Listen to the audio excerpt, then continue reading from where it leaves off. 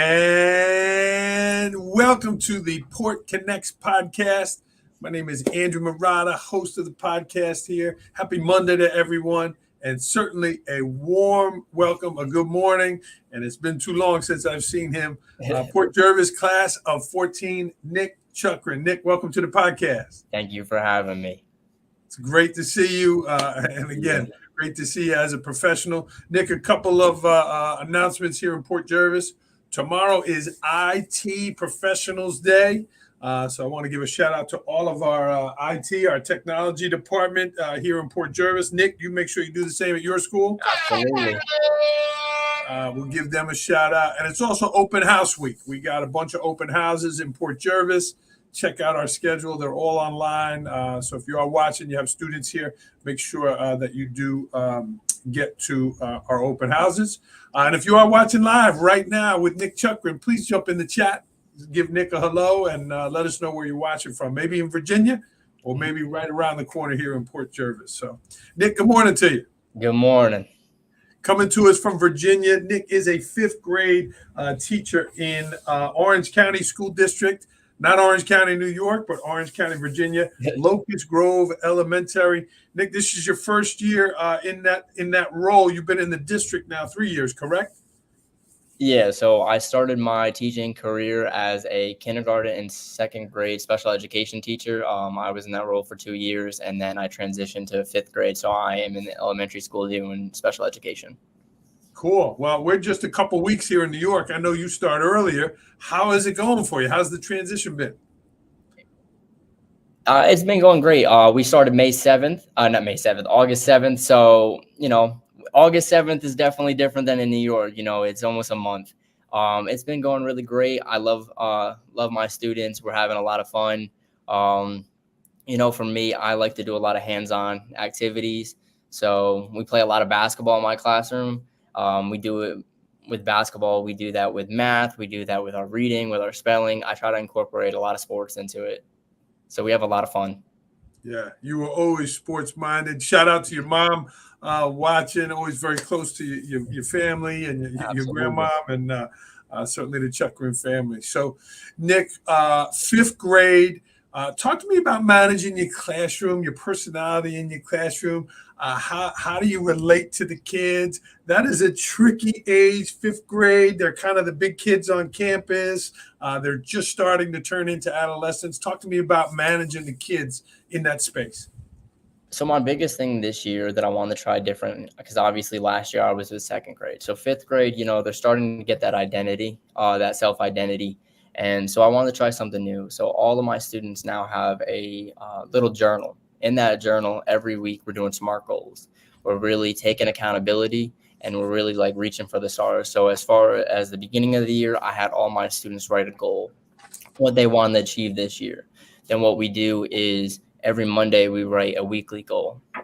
On Friday, we look at those goals, see if we attain them, if we were able to get them. And then if not, what do we need to do to reach it next week? I really want them to have that focus and have that understanding of the work that they're putting in, and then to see, what, this week wasn't the greatest week. What do I have to do to be better? And so that's my biggest thing, is really motivating them, because, when you have that self-identity, that self-worth, that motivation is going to increase. What's an example of a goal that a fifth grader would write that he wants to accomplish or she wants to accomplish by Friday? What would be an example? So I don't limit it to just academics. So for some of my students, they wanted to get a home run in kickball. So that's maybe something that I'll go outside if I have time, during recess, we'll work on that. For other students, I want to get above an 80 on my quiz. So, in my classroom, I'll pull them in for small group. We'll work on some of the activities and some of the concepts so they can master that. Like I said, I don't really limit it to just academics. I want them to feel that they can put whatever they want in there, just, because it's all about them. Yeah. Awesome. That's an awesome activity. I love the concept, self-identity. They're coming into their own. Nick, let's talk a little bit about you back in your time in Port Jervis, class of 14.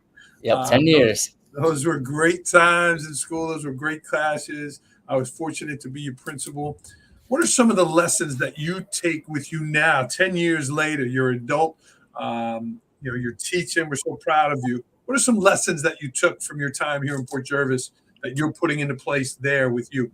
I think the one thing that I really enjoyed is like the community. I think the overall school community was something so great. I saw so many teachers, including yourself. Everybody would always be outside of their classrooms, saying good morning to everybody, so that was something that I do. Um, every single morning, I like to walk around the school, say good morning to all the students, make sure they know who I am, make sure if they need somebody, they know they can always come to me. I know when we had Spirit Week, that was always something huge for me. So when we have Spirit Week, I like to dress up. I've dressed up as Cat in the Hat. I know during TikTok, the kid that liked corn, I dressed up as corn because my kids got all of their points.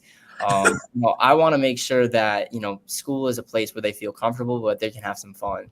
So I feel like that's the biggest thing from Port was we always had such a great school community where people, whether it was teachers, whether it was just anybody in that school, wanted you to be there and did whatever they could to make sure that you were enjoying your time.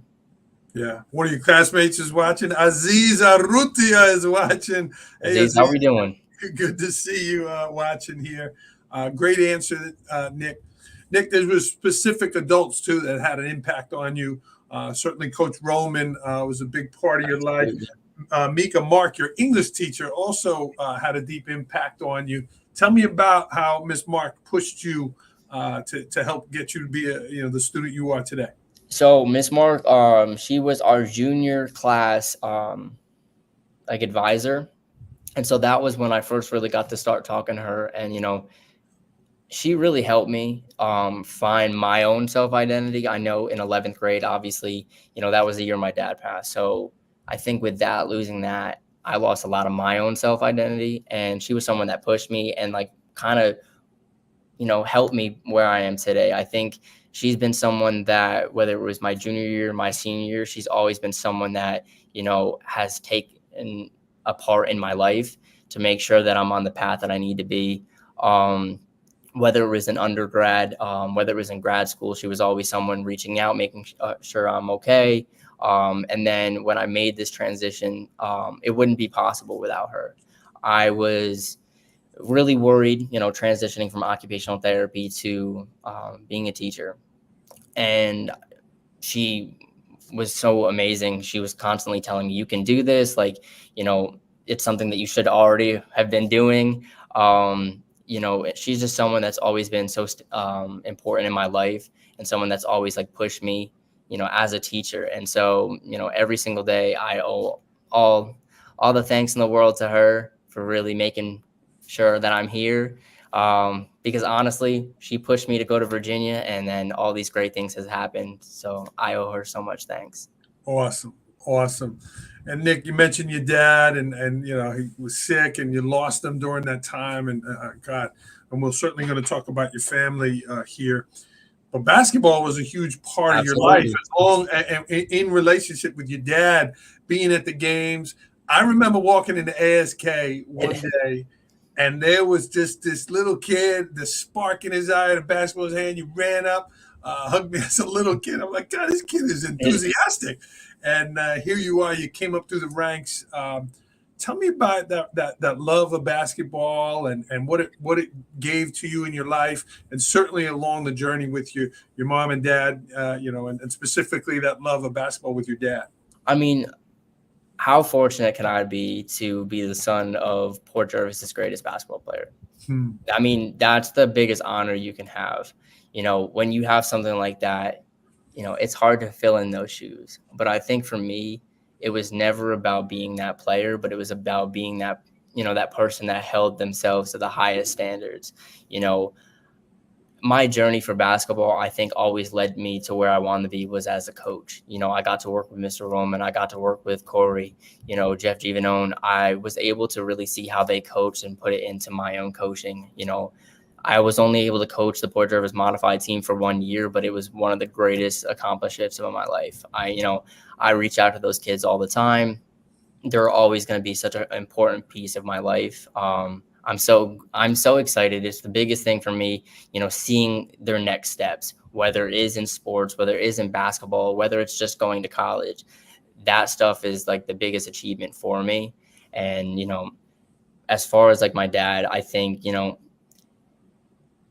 obviously seeing him at like, no, and hearing him as a player, like all the accomplishments he's had, it's just how he held himself, how he, who he was as a person, and the overall impact he had with the whole entire community, especially for basketball.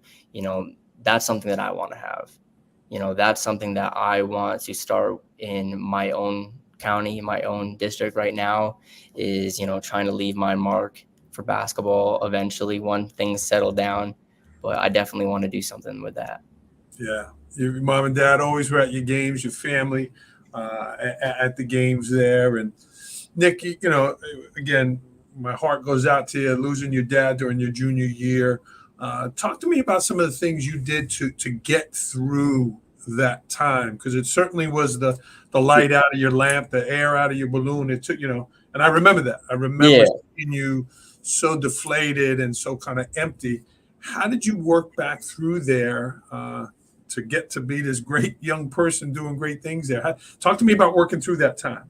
I think my junior year, I think it was numb. I was really numb to the situation. I don't think my dad was sick almost my entire life. So, anytime there's a hospital event, you kind of think, he's going to push through. It is what it is. He's Superman. He can get through anything. And then when he can't, that's something you're not prepared for, whether he's sick or not. And I think for me, it took a while, probably that first entire year for my junior year, I was really numb to the situation. I didn't really understand it. I think for me, I was able to put basketball and my dad and the loss of my dad aside. And so I was able to do a little bit better. Senior year is when it all came like crashing down. I couldn't put the two separate. The two couldn't be separate. And so I struggled. I think that was probably my lowest point as a basketball player, where I just wasn't mentally there. I was physically there, but I was doubting myself for everything. The biggest person in my life wasn't there. Whether, I would always look in the stands and not seeing them. I think that really defeated me. And I think I really started to find my identity back maybe around 2016. I was playing club basketball at Stockton University, and I felt like I was finally like free of that, where I felt like I could play again without that pressure, without just having that loss on my mind. But I think the good thing is, like, what helped me is the amazing friends that I had in my junior and my senior year. The second that all happened, I had so many people reach out, bringing my family food, checking in on me. I had all the staff constantly checking in on me throughout the days, whether it was my junior or senior year. And I think without them, I would have really struggled even more than I did. Because I know, like, everybody knew my dad. My dad was such an impactful person in the community. And I think, they saw that bond that I had with my dad. We were best friends, we were putting on this earth for each other. And I think, everybody saw that. And so, after losing him, everybody wanted to play their part of helping me continue the path that I was on. Yeah. Our friend Artie Gray giving you a shout out to your dad, saying you gave him the swagger. Nick, in addition to Port Jervis and the love of Port Jervis and the community, you guys also loved UNC basketball. Absolutely. North Carolina. I mean, there wasn't a day that you didn't wear light blue. Yeah. And every once in a while you switched it for the red and black, but there was a love of Carolina basketball. Where did that come from? Was that your dad? Like, there was a real bond there with you and your dad in Carolina. Yeah. I mean, when I was born, I didn't have much of a choice. So my initials are NC. That was purposeful. He did that to make sure that I was going to be a North Carolina fan. I grew up, listening to that. In 2005, Raymond Felton, Sean May, Marvin Williams. And then it was 2009, Tyler Hansbrough, Ty Lawson, Wayne Ellington, Danny Green. It just continued. I knew all the players. I knew the plays that they were running. I would sit down every single game, with him. We'd watch it, and then we talk about it at halftime, what plays they were running, what kind of defense was the opposing team doing.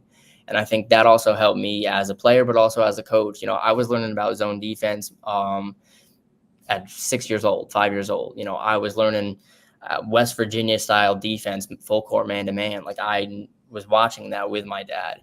And then, just continuing it now. Like, my wife took me to a basketball game last year. I got to go see North Carolina play.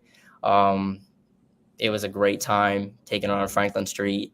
So I think, that's something I'm going to continue. Not the initials. I probably won't do that. I don't think that's in the cards. I don't think she'll let me. But it's always going to be a North Carolina family over here. You're in Virginia now. It's going to be a little conflict there.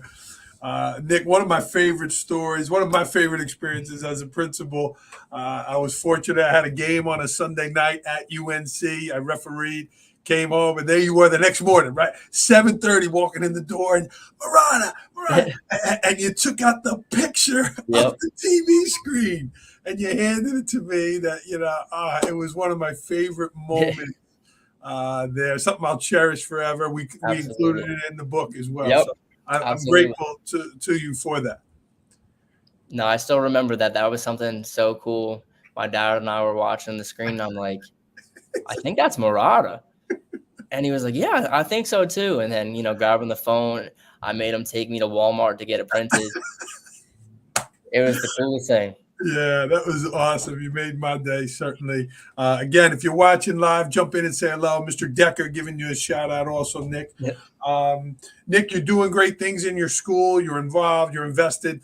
You're about to add another page, turn the page in your life. You have your first child coming here this year. You're about to find out the gender of the baby here soon. So first of all, shout out you and your wife here. Talk to me about becoming a dad and this new part of your life.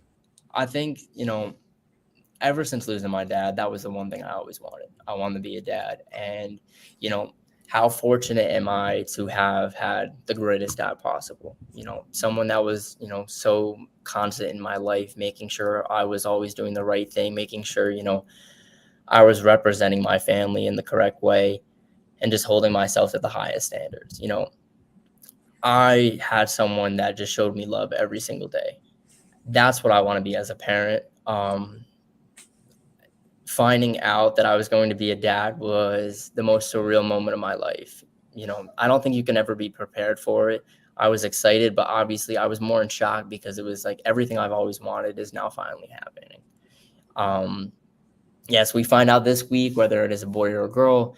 And, for me, it's whether a boy or a girl. I am just so excited to be a dad. I can't wait to, take them golfing. I can't wait to just instill my core values, my family values, and, see where they end up. I just, my family did such a great job. They were always so important people in my life. I talk to my mom every day. I call her first thing in the morning, 6:45 on my way to work. We talk. I want that relationship, the relationship I have with my mom, the relationship I had with my dad. I want that with my kid. I want to make sure that they know that, I'm always going to be someone in their life. They can always count on me. And, I'm also always going to be someone that's going to push them to be their best self. Yeah. Your mom's watching now. She's excited for the baby certainly coming. Absolutely. Nick, let's shift gears a little bit. You mentioned Stockton University. Yep. Talk to me about the academics. Like, we're working hard to prepare our kids for everything they're getting to. We've added more and more college courses here. Talk to me about making that step when you got to Stockton. Was it challenging for you? Were you prepared? What are some things that you like, oh my God, I wasn't prepared for this. What were some of those things that you experienced there? So with me, a lot of students, you get excited the first time, you're applying to colleges. Sometimes you rush into a decision. I kind of did that. I started my career, my educational career at Dominican College, but it was just a little too close for home for me. I wanted something different. Not that saying that there was anything wrong with there, but I felt for me personally, I wanted to get away farther. So when I went to Stockton, The only thing I wasn't prepared for was the amount of people. So obviously Port Jervis isn't that big of a school. Now I'm in a school with 8,000, 10,000 other students. You know, you go from everybody knowing who you are to then not many people know who you are at all. As far as the academics, that wasn't really a challenge. I think the only challenge is 8:30 classes. I know a lot of students are going to be like, oh, I can do 7:30. That's no problem. 8:30 will be nothing. College is completely different. I think the biggest thing as far as advice wise is really looking at each school and the requirements. You know, for me, whether it was in my undergrad or my graduate work, I worked with, you know, incoming freshmen or soon to be sophomores as looking at their electives. You know, what courses can you use that maybe can count as two different things? You know, really looking at that college and looking at what you want as a career and if they meet that pathway. And you switched along the way there. Again, you mentioned occupational therapy. Where did the teaching come from? Was it Mrs. Mark pushing you? Was it Coach Roman on the sideline? You know, what made that change, and when did you know that that's what you wanted to do? So after I graduated in 2017, I was a substitute teacher for about a year and a half. I was waiting to get in for grad school. I didn't get in my first year. So for a year and a half, I was a substitute teacher and I loved it. It was the greatest thing ever. And at the same time, I got to coach. So it was the best of both worlds. And then 2019, I got into grad school for occupational therapy. To be honest, within the first semester, I kind of knew it wasn't for me. Yeah. It was a 2.5-year program, but, you know, I wanted to stick it out. You know, I was good at it. I enjoyed the rehab part of it, you know, working, you know, the challenges of helping someone get back to where they want to be, but it wasn't teaching. And so I was in my last clinical, 6 weeks away from graduation, and I gave it up. I remember calling Miss Mark the night before I did it, and I said, hey, this is going to sound crazy. I'm 6 weeks away from graduating with my master's in occupational therapy, and I'm leaving it all behind. And this is coming from the person that I was our class president for our occupational therapy program. Wow. And I said to her, I was like, I'm not happy. This isn't what I want to do. I want to teach. I want to be involved every single second with these kids. I want to be with as many kids as possible where I'm making that impact. You know, I'm making that difference. And she was just like, you should have done it 3-4 years sooner. She's always been telling me, even since high school, you know, you need to be a teacher. You need to be a teacher. And then, you know, it was that leap of faith. I walked into my clinic and I said, hey, I'm done. I'm going to go be a teacher. Everyone was shocked. My school was shocked. But I knew I was on the right path.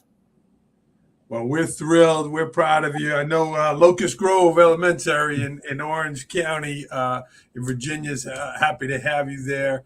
But to see our young people out there teaching and giving those values and those lessons, super proud of you, Nick. And certainly we wish you the best, all these things you have coming your way. Nick, anything you wanted to add that I didn't ask you about or something you wanted to talk about that we did not? I think just the biggest thing is just the difference. You know, the one thing that I hold near and dear to my heart with Port is, you know, the community. I think it rallies behind the members of its community, whether it's the school or outside.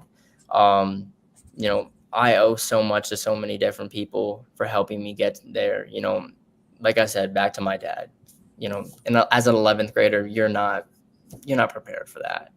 And when that kind of thing happens, it takes everything out of you. And I think the amount of people, whether it was students, whether it was faculty, that were in my corner, making sure that I was okay, you know, constantly just being a big part of my life. And to this day, you know, when we did my 10-year anniversary for my dad, the amount of people that reached out, that whether they did a video or not, just wanted to give a memory, you know, that matters to me. And I think, you know, Port Jervis, the community is so special, and it always rallies behind the people in it. So awesome. Great shout outs there. Nick, it's the fall is coming, and for us hoops people, they get a little tingle. I know you're not a big player anymore, but Do you get excited now, October 15th with basketball opening? And Absolutely. yeah, Absolutely. I think that's the biggest thing. Like what we talked about earlier, I haven't touched basketball in over 2 years. I really don't have an interest in playing basketball anymore. My knees also hurt all the time. When I'm walking up these steps to get to my fifth grade class, they're cracking. So I was going to play in a men's 3-on-3 league, but I can't do that anymore. But I'm still obviously North Carolina basketball. I was fortunate enough last year. I actually got to meet RJ Davis. So that was really special, from Stepinac. It was really special. But, when it comes to North Carolina basketball, I will always be watching. That'll always be a big part. And, next year, that baby will be right in front of that TV, learning the players, learning the names. we'll see if there's a V somewhere mixed in your kid's name there. See what's going to happen. But we're excited for you. And when you come back to Port, you're going to be blown away by the new facilities. Absolutely. Brand new full-size gym in the new East Main Elementary. Certainly our basketball coach, Corey Popolo, Mr. Roman, is going to be very excited. So give you a shout out. Yeah. Shout out. And hopefully we can get you to a game at some point. So I would love that. Yeah. Nick, we're really proud of you. I certainly enjoyed my time with you being your principal, and it's great to see the things you're doing. So continue to work at it. Adding a baby to the mix does change it. So hang in there and take care of yourself on the journey. Absolutely. Thank you. I appreciate it. Last question.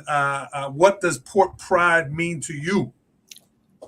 10 years out of being in high school, what Port Pride means to me now. Port Pride means, honoring the people, honoring the community, that helped pretty much raise you to where you are now, and continuing to honor them throughout your life and holding yourself to those Port Pride standards. Yeah. And I know you're bringing that to, again, Locust Grove, Orange County, Virginia.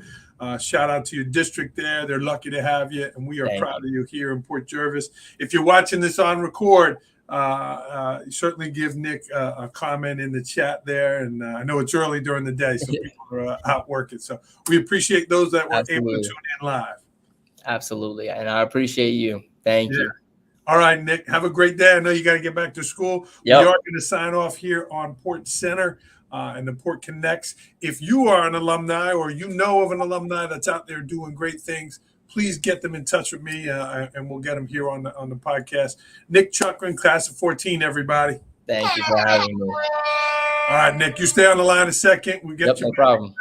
Have a great day, Port Jervis. Nick, how about a go Port? Go Port.